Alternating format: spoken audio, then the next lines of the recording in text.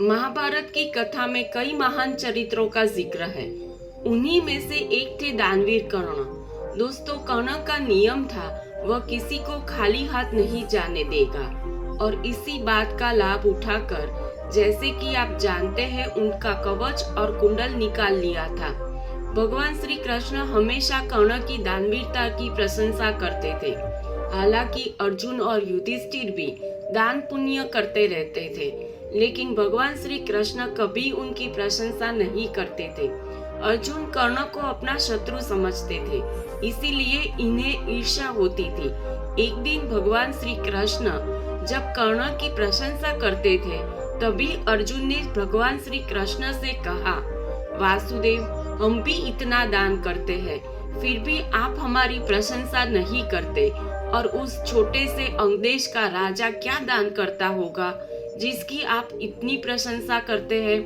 तब भगवान श्री कृष्ण बोले, समय आने पर वह ये साबित कर देंगे कि सबसे बड़ा दानवीर अंगराज कर्ण ही है। तब भगवान श्री कृष्ण ने मन ही मन ये तय कर लिया कि अर्जुन की परीक्षा तो लेनी ही होगी। कुछ दिनों के बाद वर्षा ऋतु का आरंभ हुआ। उस समय बहुत जोरों की बारिश हुई। लगातार 3-4 दिन बारिश हुई। हर जगह पानी ही पानी हो गया था। उस समय एक ब्राह्मण अर्जुन के महल में आया। उसने बताया कि उसकी पत्नी की मृत्यु हो गई है। उसके दाह संस्कार के लिए उन्हें चंदन की लकड़ियों की जरूरत है। ब्राह्मण ने अर्जुन से चंदन की लकड़ी दान में मांगी।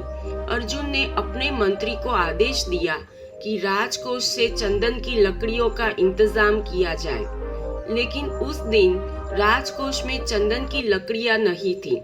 अर्जुन भी सोच में पड़ गए कि इतनी बारिश में चंदन की सूखी लकड़ी मिलना मुश्किल है।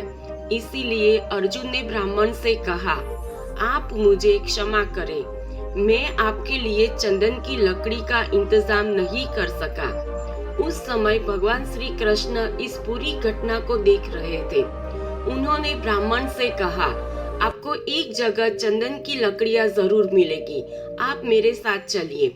श्री कृष्ण ने अर्जुन को अपने साथ ले लिया।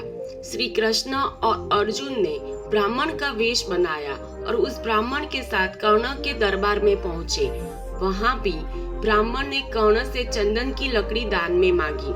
कर्ण ने अपने मंत्री से चंदन की लकड़ी का इंतजाम करने को कहा।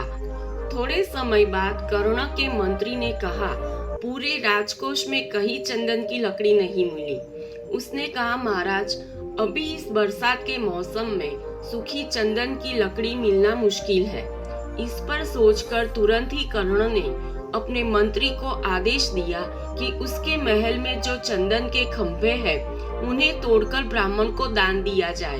मंत्री ने ऐसा ही किया। ब्राह्मण चंदन की लकड़ी लेकर अपनी पत्नी के दाह संस्कार के लिए चला गया। श्री कृष्ण ने अर्जुन से कहा, देखो, तुम्हारे महल के खंभों में भी चंदन की लकड़ी लगी है, लेकिन तुमने ब्राह्मण को निराश किया। वही कर्ण ने एक बार फिर अपनी दानवीरता का परिचय दिया। यह सब देखकर भगवान श्री कृष्ण ने उनके साथ ब्राह्मण बने हुए अर्जुन से कहा, दान वो नहीं जो समृद्ध स्थिति में किया जाता है, बल्कि असली दान तो वो है जो अभाव होने पर भी किया जा सके। इसीलिए मैं कर्ण को दानवीर कहता हूँ। दोस्तों, आशा करते हैं कि भगवान कृष्ण और कर्ण की यह कहानी आपको अच्छी लगी होगी। हमारे साथ बने रहने के लिए हमारी चैनल को सब्सक्राइब कीजिए और लाइक भी कीजिए। धन्यवाद।